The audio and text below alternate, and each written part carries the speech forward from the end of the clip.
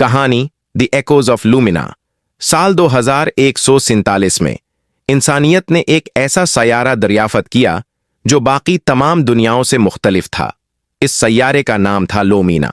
یہ ایک چمکتی ہوئی دنیا تھی جہاں درخت روشنی بکھیرتے تھے اور دریا جگمگاتے ہوئے بہتے تھے، مگر لومینا صرف خوبصورت نہیں تھا، وہ زندہ تھا۔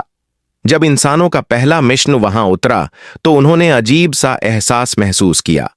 زمین کے اندر سے ہلکی ہلکی دھنیں ابھر رہی تھیں، جیسے کوئی پوشیدہ نغمہ ہر طرف گونج رہا ہو۔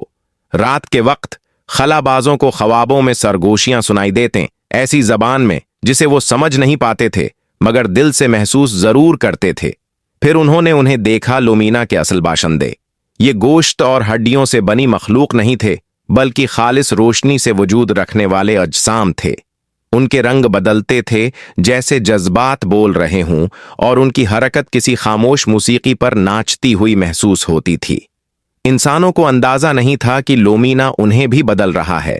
دن گزرتے گئے اور ان کے جسموں میں ہلکی ہلکی روشنی جھلکنے لگی۔ ان کے خیالات سیارے کی شعور سے جڑنے لگے۔ لومینا بات نہیں کرنا چاہتا تھا، وہ ضم ہونا چاہتا تھا۔ ایک سائنسدان نے سچ جان لیا، لومینا ہر اس مخلوق کو یاد رکھتا تھا جو کبھی اس کی زمین پر آئی تھی۔ اب وہ انسانوں کے ذریعے اپنی آواز، اپنا نغمہ پوری کائنات میں پھیلانا چاہتا تھا۔